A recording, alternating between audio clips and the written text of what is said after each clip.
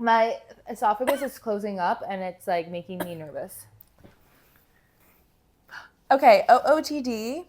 My jacket is Lululemon Align jacket, and my set is from CRZ Yoga on Amazon. We love the red, super comfy. It's a dupe of the Lulu Align fabric. I have the Lulu Dupe. dupe version on Amazon. I've been wearing this for like 2 years now. Uniqlo sports bra, very supportive, very well padded.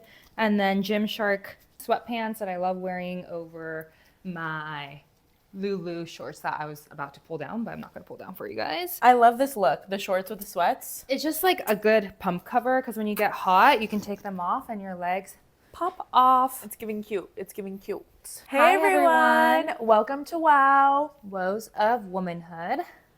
Today, we will be talking about health and fitness and how we balance that with our 9 to 5 or your corporate work. So we'll give you guys some tips on how you can incorporate more healthy lifestyles, but also talk about our journeys with working and staying fit, realities versus expectations, and priorities.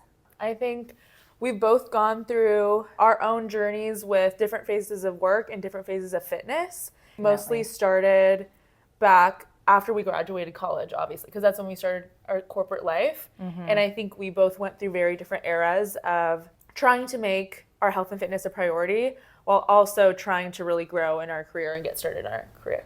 For sure. Mal, I'd love to ask you if you could tell us a little bit about your journey starting from when you graduated, which is like COVID time. Yeah. How your work balance was with your fitness goals. So it was during COVID time. I went back to my parents' house and it was in Japan.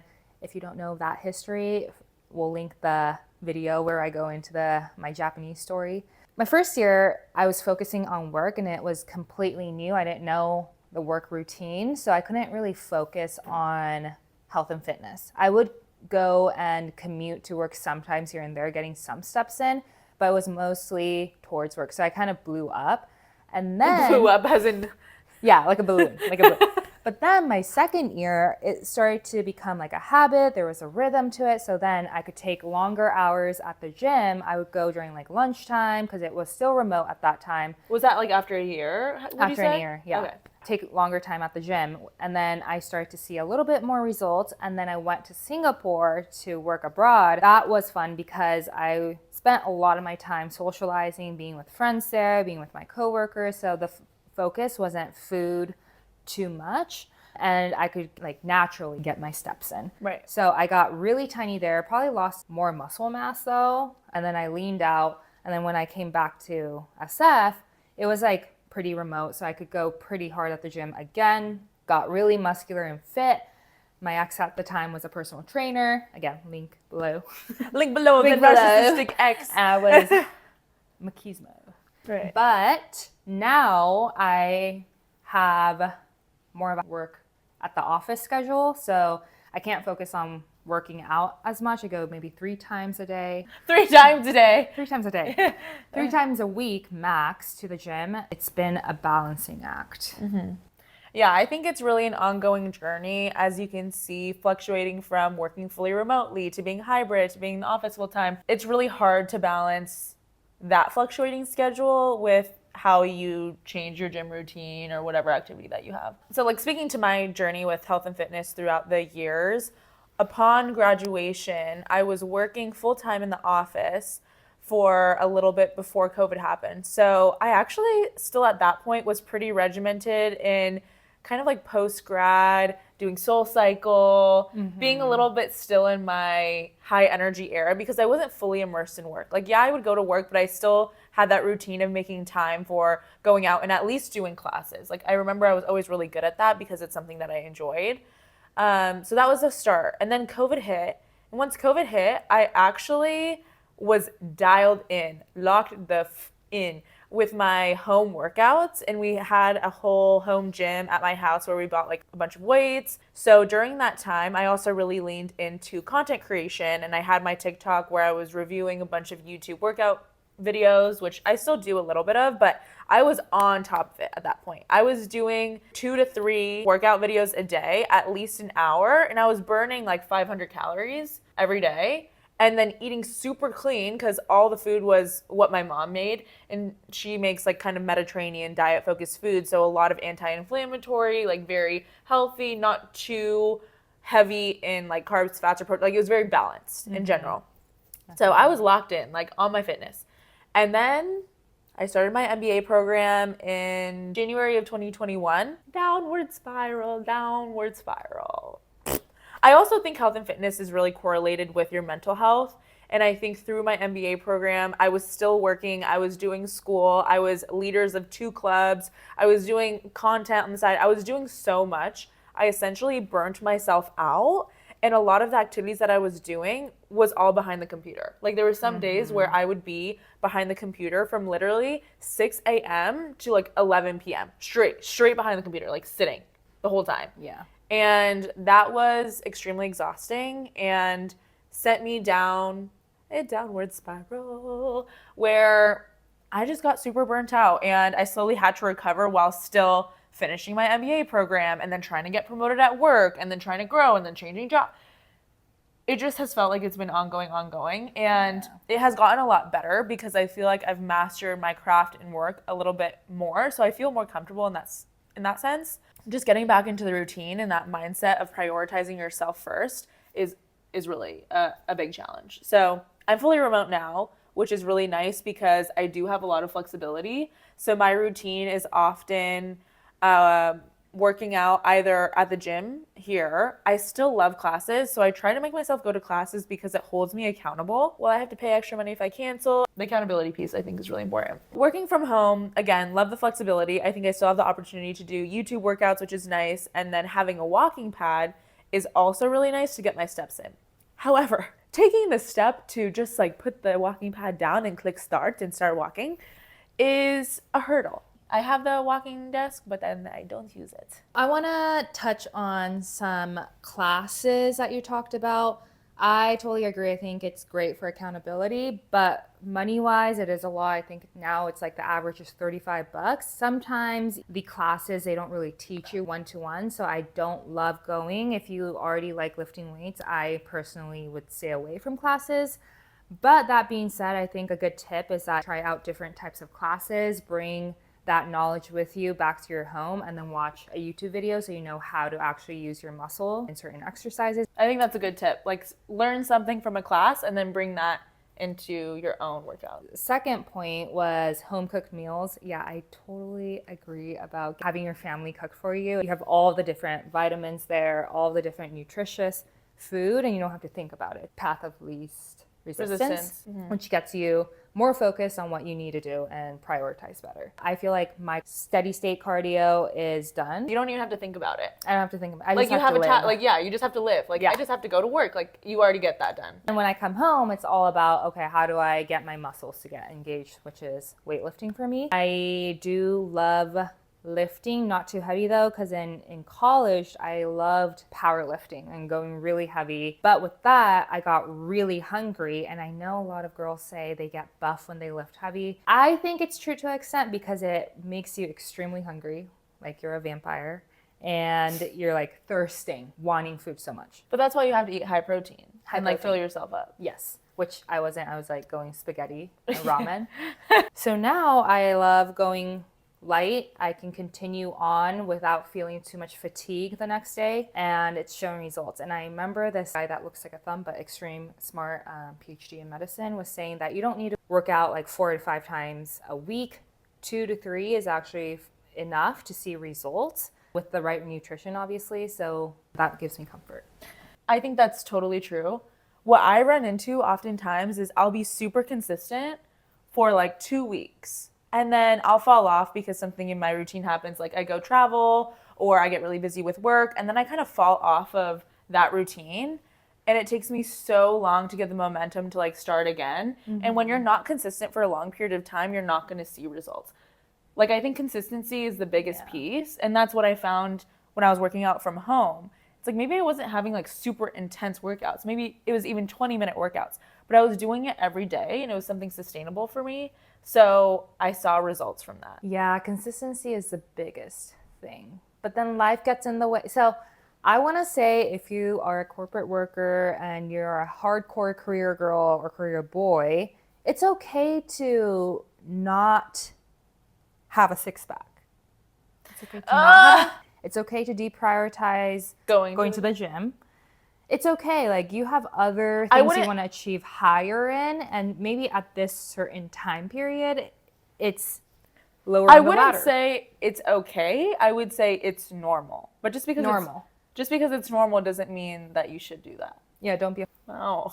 I think it's hard because this goes into the priorities conversation, and I spoke to this a little bit where it's so easy to let yourself down and be like, okay, I'm going to wake up in the morning and go to the gym. And then you wake up and you're super tired and it's like, oh, I want an extra hour of sleep. I'm just going to not go. It's easy to deprioritize yourself oftentimes. And in those moments where I was working extremely, had other priorities, I would deprioritize that. But is that right? In the long run, if you look at it, your health is much higher than your career. I mean, you want to stay mobile and you want to stay, active as you grow older. So I think this is where we venture into the fine line. When we talk about balancing health and fitness with your 9 to 5, there's two elements to it. There's one where it's health, like being generally healthy, being generally active, having general movement. And then the other piece is the aesthetics. Yeah. Like, I want to look hot. I want to have abs, whatever it is. You can be extremely healthy and well-rounded and have a lot of movement in your life, but not be at the point of the expectations that you have for yourself. There's always a misalignment between what you expect to be healthy and what the reality is, even though you are actually being pretty healthy. And I think balance is a big piece to that too, right? To get to the extent where this goes into the societally body image beauty standard. If I have this image of myself of I want to be super lean, I want to be like toned, look great, like I have to prioritize that among everything else in my life. And I think having a balanced life makes it really hard to do that. I think you have to have an element of kind of going overboard on the health and fitness realm to get to that point of looking exceptional. I want to add one piece, the relationship factor. This might be a hot topic, but I do think when you are single, there is an aspect of wanting to look good. You feel more secure in a relationship with your partner. You give each other affirmations and validation. But when you're single, even though you might be independent, you still want to look good. I think it's because your intrinsic motivation can come from a few different things. Like there's positive motivation of like, I want to be healthy. And there's negative motivation of like, I hate how I look like. There's those two pieces of the puzzle. And when you're in a relationship, at least this is my experience, the motivation of I hate what I look like is a little bit dampened because you have validation from your partner. And you're not going out and seeking that external validation and being like, oh, well, maybe if I was a little bit leaner, or maybe if my butt was a bit bigger, or like whatever it is, then I would be more desirable. You have less of that motivation to look a certain way or, get that validation. So it's only going to be from internal. Yeah, from internal positive motivation. Yeah. And that being said, what is being healthy to you? That's such a slippery slope. Like, okay, you can be a generally healthy person, but then not be at the point where you feel like, oh, I have a rocking body and I'm super happy about it. So what do you say would help our viewers with prioritizing, wanting to really achieve high in your career? You're spending a lot of time at work, doing after-hour work. How do you prioritize? I want to take a step back for a second and recognize, and this is something that I also tell myself, high achieving women specifically, and women in positions of power are often very fit. I would love to comment on that. It is part of your career. It is. To look fit. It is. To be powerful and to be strong comes from physically too, and not just from your career. And it is statistically shown, not only for women, but people in general who are, I'm not going to put this in a PC way, but you get what I'm saying.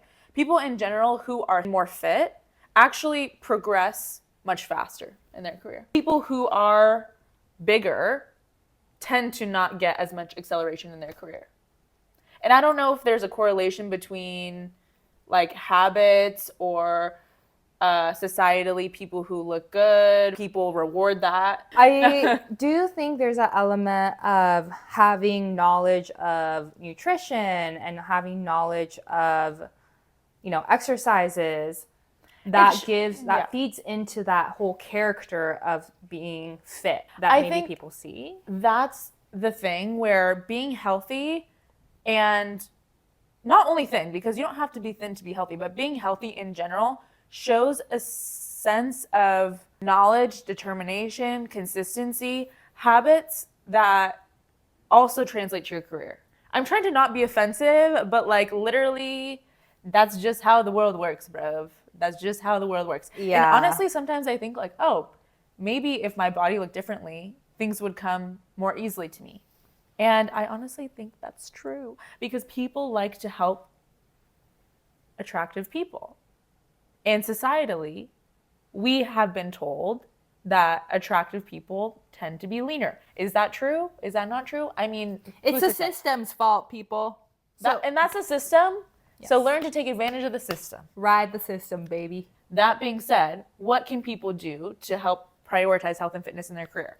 One, if you work remotely, I think that gives you the most flexibility of your time to be able to step away, even do like a 20-minute workout in your home. You don't even need to get dressed up. You can be wearing no bra. You can be wearing pajamas, whatever. Just get movement in. I think that's one thing. Get in movement in your day.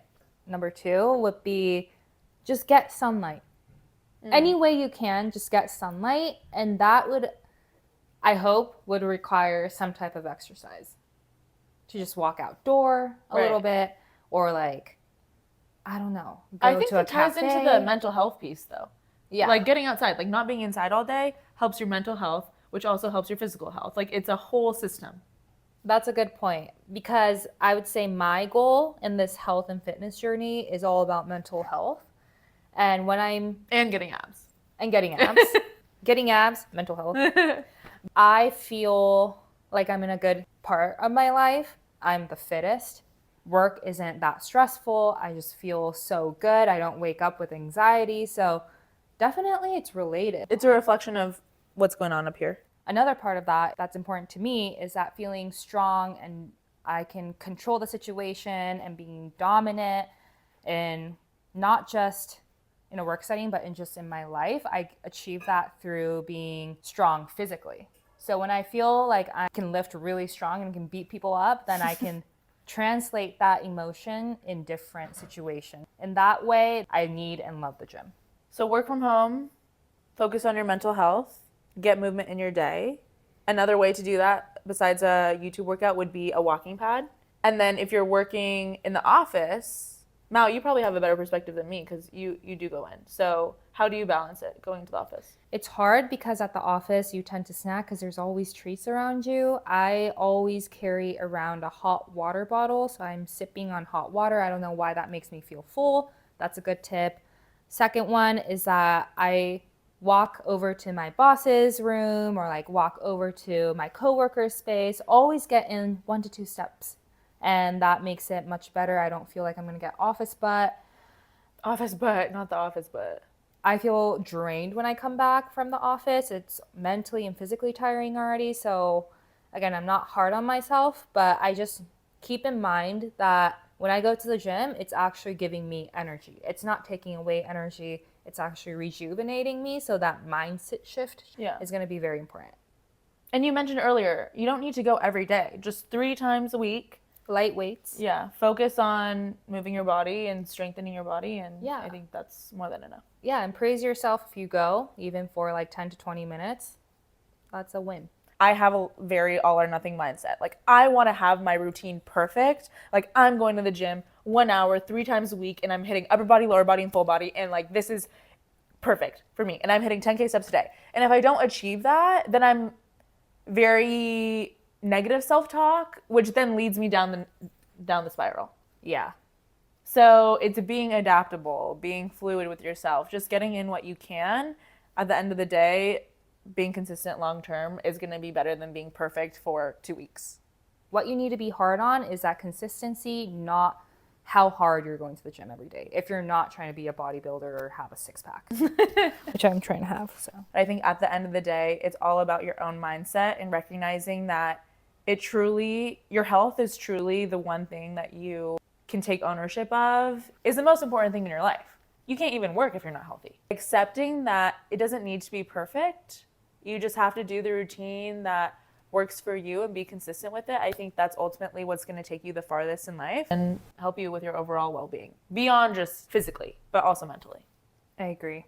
Okay, well, thanks so much for tuning in today. We'll see you not next Thursday, but the Thursday after that for the next episode. And I want you guys to leave a comment on how you keep yourself healthy with a 9 to 5.